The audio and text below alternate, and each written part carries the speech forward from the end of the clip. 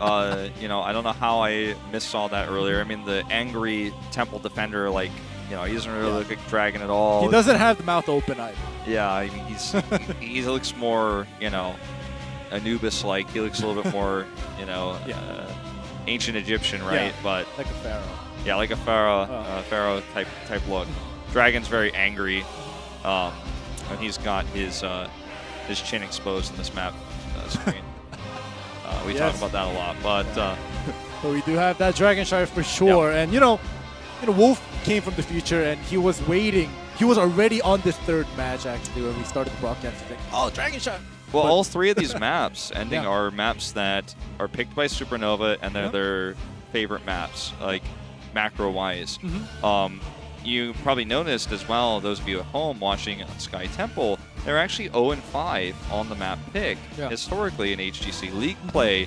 But the fact that they're 0-5 means that they've picked it a lot. That means they have 5 games played. Almost always going to be their map pick in those scenarios. And even though they didn't take a win on it against some of the stronger teams, it's showing that they like to play on these bigger maps, use their macro play. That's why we're seeing these Dahaka bans. I expect that we will see a Dahaka ban yet again as we head into Dragonshire. But Supernova knows how to play to their strengths, and that's exactly what they're doing here to start the series off. Exactly, and you know, you guys saw how it was played in the first 2 games. They get the big maps, they played the cautious way, even though maybe some of the stronger teams could have approached it differently, try to finish the game earlier, but they do know how to utilize the big maps, the rotations, and the shot calls, and you know, they know what the comfort zones of their maps and their playstyle is, like Wolf mentioned, and you know, Dahaka comes out again as the first ban here. The Genji band is I just put a sticker on my TV already, you just put a sticker on your TV, and you know, you don't have to even watch that part. Yeah, it's just permanent. If Supernova ever gets first ban, then GLuck it'll be on their side of the screen, but that's the only thing that'll change. So GLuck, we'll see if they decide to take out the Hanzo. They do. Does make sense with that super fast cam with the Hanzo.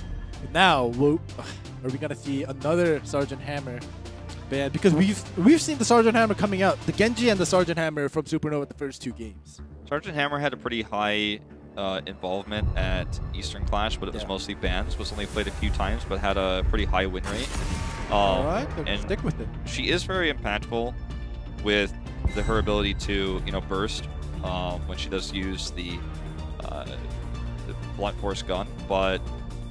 You know, I'm still not perfectly sold on the lower level teams using the hammer. Like when I see Rich on hammer, I'm like, well, how do you deal with this? But they're emulating the top teams with this ban, and that means that White Mane will once again go over to the side of GLuck here in first pick position. Ooh, but they finally do take away the Phoenix, though. One of the problems that Supernova had was dealing with the Phoenix and the Junkrat in game 2, but finally they take away the Phoenix. Phoenix is actually, just another most picked hero on both sides of these teams. So, their Supernova is not just taking it away, they're taking a pick where they're comfortable with. So it's going pretty well on the side of Supernova because White Mane actually did not do so well on the side of GLuck as well. Yeah, it's Bentham's most played hero, and it's his first time getting to play it tonight, so that's one way to deny it. So we'll see the Rainer go to the other side here with the Urel. So kind of keeping this draft feels almost tier-based in a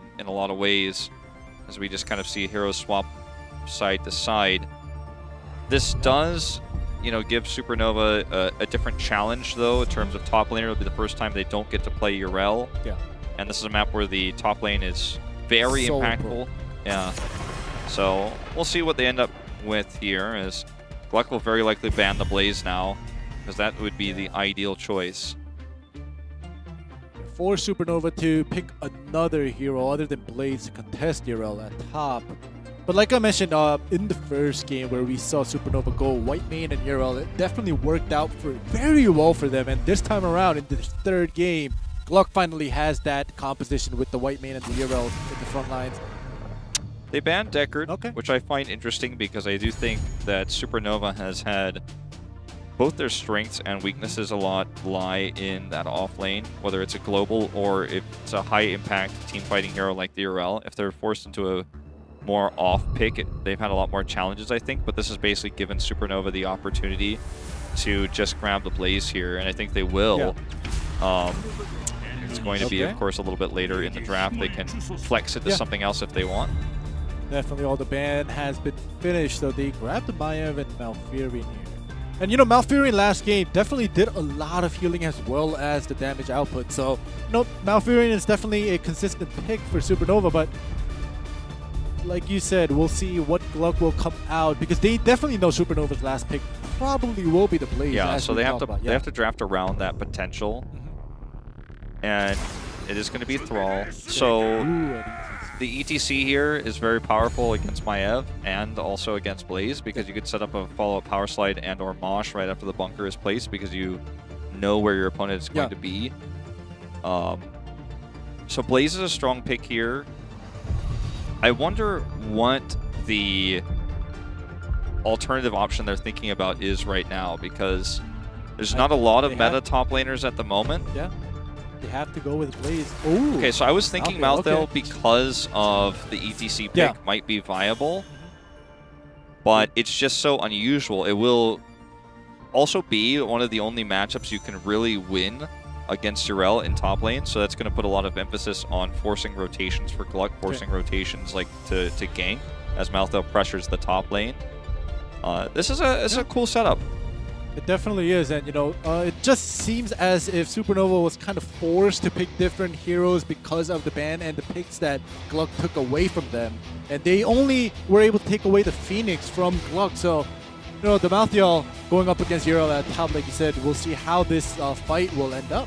Because that's going to be where we're going to have to see a lot of rotations of Thrall. We're going to have to see Whitemane will be, if she tries to go for Q build again, if KCB really wants to do that, which is reasonable because you know you're going to go late game on this map. Yeah. How well she can rotate and keep everyone sustained in the early game. She does lock it in right after we go in game.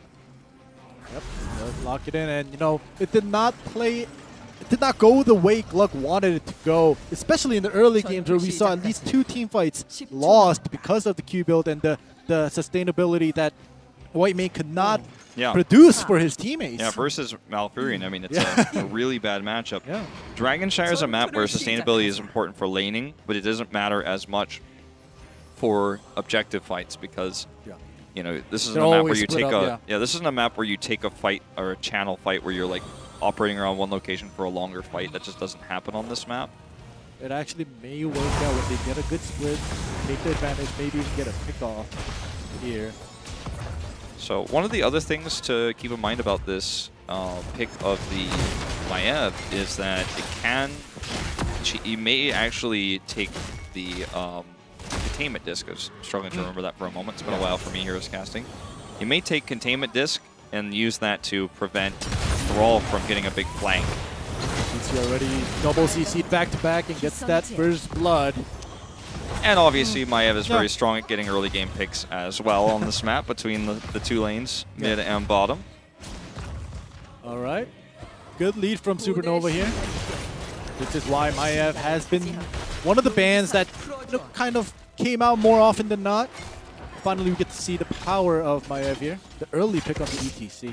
And with this early pick, they can take the Night Camp while Phoenix solos this Siege Giant Camp. And this ends up being a really positive trade, because this is in a moment where you can try to trade Night Camps and then still make sure you keep your Siege Giant Camp. You have to take the Siege Giant Camp or you end up losing bottom super hard.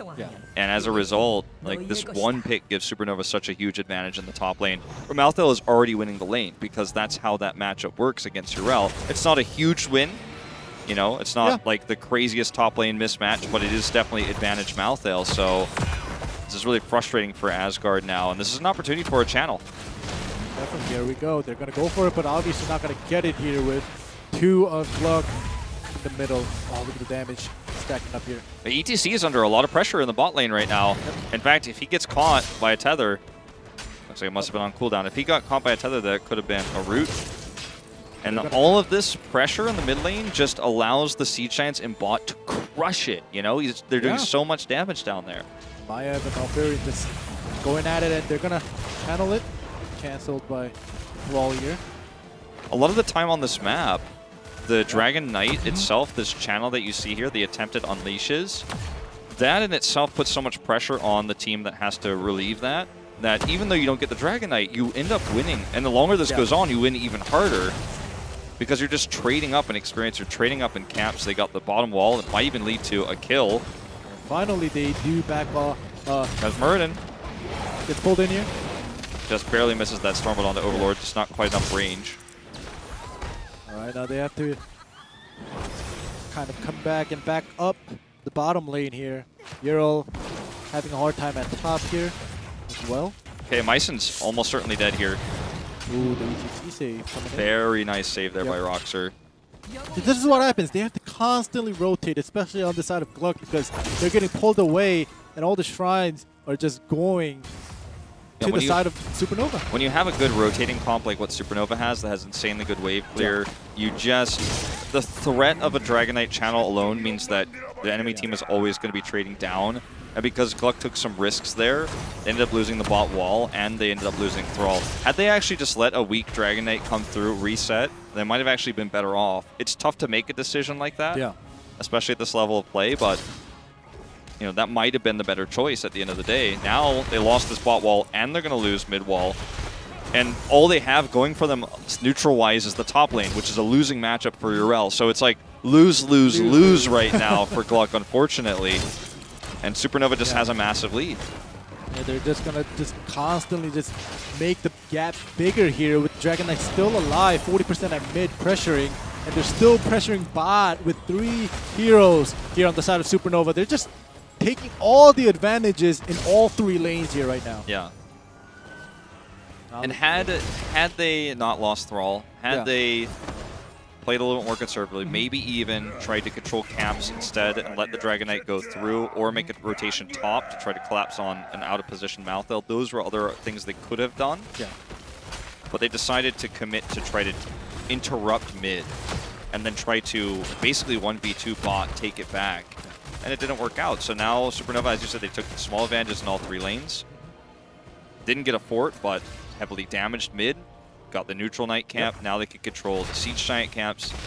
The ball is massively in their court.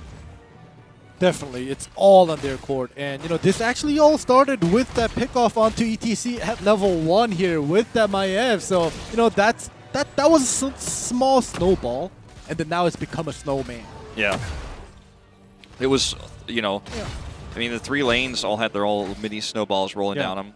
I'd say the middle lane ended up getting the biggest part of this. The biggest, maybe it's the body of the snowman, the bottom part, okay. The torso maybe is the bot lane, and then the head is the top lane. It's not the biggest snowball, but things definitely going well. And all 3, and now they're going to have 10 first, right as, you guessed it, it's going to be as the Dragon Knight comes up again. Uh-oh. Oh, no. No way out of this one, I'm afraid. Not without Sundering. No 10, no way. 10 to 9. They're going to try to match that camp here a little bit late. Fort. They're not going to go for the fort with GLuck defending it. But look at all the pressure that Supernova is putting on, and Malthael just kind of strolls back at top lane as you see 3 members of GLuck kind of trying to stop this and force a push here. When you look at, Haben's in position to Stormbolt, doesn't actually get the one he wanted, but KCB was who he would like to set up for there. When you watch this game, when those at home are watching Supernova, I think it very easily becomes, it's very easy to get caught up in the hype, you know, and GLuck and I were ourselves very guilty of this last split, where you look at this and say, like, this could be a world-class team. They're so good at controlling the macro, but we have to add the asterisk that this is against GLuck. A team, however, that did beat them last split. The Supernova does show signs, I think, of a team that understands macro really well and understands how to take small advantages and turn them into bigger ones. And it is great to watch. As they now channel another Dragon Knight, let's see if GLuck can use their heroics here to change, you know, find a hole that they couldn't find last time. Thrall does temporarily retake the bot. Look at that shrine. Rage on that white main. Yeah, she's, I mean, I'm telling you, she's going to be top tier for a while, I think. Especially with the balance patch coming out next week. Yep. They're going to make sure to get this pick here, and this is just going to give another Dragon Knight potential. Ooh, but the Phoenix getting picked off. This is a split in communication. So GLuck is basically communicating to collapse on and kill Phoenix mid, while Thrall is trying to just hope they rotate down. He could buy enough time, then hit Asunder, and then they could take the Moonshrine down and win that fight. So 2 different fights committed to a lack of communication there. And it's a 1-for-1 trade in kills, but still advantage to Supernova. He goes in deep here. It can actually go even deeper because they have Scarlet available here, as Scarlet Aegis, but nice retreat from Supernova. Haven gets out. Most importantly, does not have to pop Avatar. Just going to eat all those Malfurion heals plus his trait. Okay, here's the containment. This is actually onto Raynor. Root placed, so he can't get out. It's going to force the cleanse. Alright, there we go. Gets pulled in once, but it's still good enough, even after the salvo. Okay, Alex backing off here. Bison. Focusing. Oh. Does get picked off here. It's not looking good. Rockstar also gets picked off here. KCB tried his best, but it's not good enough here. That was a really nice fight for GLuck, all things considered. The insta-cleanse coming out there from KCB. It's not, of course, called cleanse. I can't remember what it's called off the top of my head. It's intercession. Yeah. But it's basically cleanse that she has at level 7. So KCB sets that up, but, you know, the Supernova knew once that was up, there was just no way to save him again, and got caught and killed right after that. They focused him down. And Supernova's just taking these small, you know, edges and turning them into advantages that snowball this game, like you were saying, to use your wording, into their favor. 2 levels up now, nearly at the double talented advantage. Well, after this fort, they're going to jump up to 15. After the keep, I should say. It's a keep that we're at 9 minutes of the game on Dragonshire. Exactly. Another disc onto ETC. That means there's no peel. Sundering here is all they've got. ETC going in. He's going to try to make something. Oh. Okay, Salvo committed, but he's kicked. Yep. Salvo. Ooh, they're actually pushing Supernova back here. Phantom's super low. He does not have his jump anymore. Althea's going to pop out of this Dragon Knight in just a second. That's going to be able to do a lot of damage. Good teleport here, but Rockstar's there for the follow-up. Overlord's low. Oh. Heals going in. ETC just focusing on the Phoenix, unable to do anything right now. There's a kill. Asgard's just pinging here. Trying to get out, trying to do what he can. Healing himself up. Bison escapes, but the keep goes down, and it's a huge win to get a keep at 10 minutes into the game on this map. And Supernova wins the fight as well. They can back off, take the neutral Night Camp, and they know they have the 16 talent advantage. No one wise or foolish would even be brave enough to attack this, to contest this. This is free. Then they could look for either an invade on blue side Knights or just take their own Night Camp. It's win-win for them because they have the catapult pressure moving bottom. It looked pretty good until the Maya pickoff, and we saw the ETC focusing down on the Phoenix, not allowing him to do too much DPS onto GLuck, but that was not enough with ETC just taking away Phoenix from Supernova. Yeah. When you have 2 of your DPSs get picked off here. Here's the invade I was talking about. Yep. And then Sundering. Okay, look at the Scarlet Aegis. So much armor. The Salvo not doing that much damage. And they're actually going to have to leave this. Their invade fails. They walk away with no deaths, but they did trade some heroics. Yeah. Now they are going to go in for another team fight with not all of them being so healthy here. Kurisako is definitely feeling the pressure right now. Okay, Rockstar looking for the engage. The Tranquility is enough to keep him alive. There's the burst damage coming through from Last Rites, but it's just barely not enough to get the kill. The catapult pressure is on the core, though, so GLuck is going to have to retire from this fight. Asgard getting caught. They've been just trying to prevent the mounting. But now they could just rush bottom, grab both of these shrines, and look for another Dragon Knight. This is going to force GLuck to send someone, and it's going to be Urel to deal with the catapults while also trying to guard mid. But just like the last 2 times this has happened, Supernova can trade up. Definitely, this is not looking great for GLuck at all. If it's a level 16 Dragon Knight, which will be it here, this might just be game. It may be. It's going to be tough to end the game with this Dragon Knight alone. They will need some kills, especially because we're only 12 minutes in the game. It's crazy to think about that, but that's where we're at. Can use it to look for a fight. Rockstar contained. Wow. That's a 120-second cooldown on that mosh pit. Yeah. There we go. Dragon Knight just doing so much damage, though. Staying alive here. Last right's going to kill Roxer. That's another stack there. This just may be the beginning of the end. Overlord is wiped out here. With KCB getting kicked off by the Dragon Knight. No supports provided for GLuck here. Bison. Yeah. On the run. There's no way out. You said they needed some kills. They got some kills here. Yeah.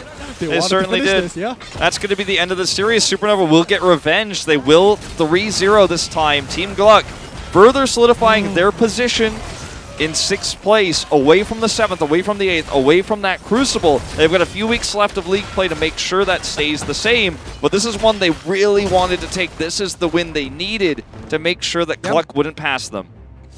You know, it was definitely a revenge on the side of Supernova because, you know, in the last series when they did lose to GLuck 3-2, you know, it was very harsh on them. But now beating them out 3-0, they're actually, you know, making a statement saying, you know, it was a mistake last time.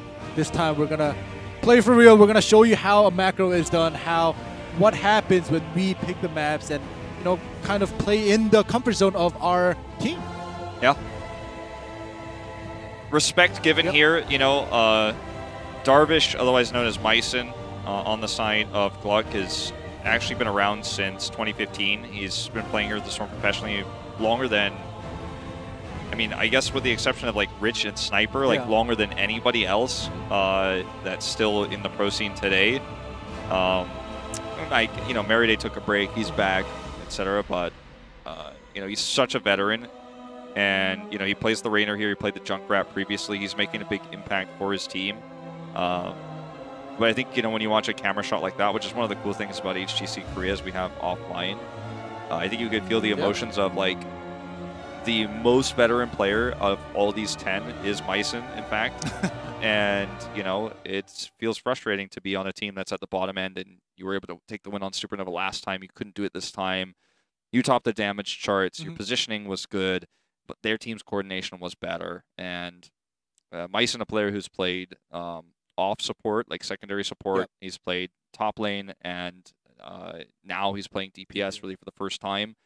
He's seen a lot of positions throughout his career, and you know, it's got to feel a little bit rough, you know, when you're at the bottom of the barrel now, when you were once on MVP Miracle at the top. It feels bad to take a loss like this. So cool to see the emotions there on stage as he does shake hands with you know, people he's played with in the past. And you know, in 2018, 3 years after he started playing, he's not yet where he wants to be. Definitely. He was maybe at a time before when you said he was on the MVP, but right now, like you said, he's kind of not doing so well compared, especially to No Chat, because on the side of Supernova, we have No Chat that's doing the shot calling, and that's the veteran. And today, finally, they do that 3-0 revenge against GLuck, even though they did lose to GLuck before previously, as we continuously mentioned. But yeah, not looking so great for GLuck right now, losing out 3-0. Yeah, that's the other thing too, is these points are really going to matter if we get into a somewhat tight situation at the bottom of things. So this is great for Supernova. These are the points that are arguably, minus Feliz, the easiest ones to take, but the ones that you feel like if you don't walk away with a 3-0 here, you're a little bit concerned about what might happen to you later. If suddenly GLuck improves and starts to take maps off of some of the higher teams, then your position is in question, right? But this win, you feel good about it. You took the maps that you wanted. They had all 3 map picks. They didn't get to play Dahaka on any of them. They couldn't play their global style. Still won just the really good coordinated rotations, team play. And I think Dragonshire was the most beautiful of the 3 games. Just channeling red and then just kind of pushing the lanes, taking positive trades. That's why, you know, when they were channeling the Dragon Knight, channeling means when the Dragon Knight is available to be unleashed. That's when you actually unleash it. Just using the unleashed pressure in mid, pushing bot lane, doing tons of damage to structures, taking those big positive trades on Thrall in the bot lane, knocking him out, killing him in the end there to actually get the Dragon Knight itself. Just knowing how to take those small advantages, the fact that the Dragon Knight is channeling in itself, and you know, get 10 faster because of that. That was something that you don't really see from teams that are at the lower end of HGC Korea all too often. Exactly. Here we go. This is the results, and you know, I also want to talk about the white main versus Malfurion in this last game. You know, the white main actually lacked in heals and damage compared to Malfurion in this 3rd game. So you know, if you're gonna play the white man, we saw in the first round Supernova doing pretty well going up against a Deckard support on the side of GLuck, but in this last 2 games, Game 2 and Game 3, GLuck, KCB, he tried his best. He went with a different build compared to Supernova, but he tried his best.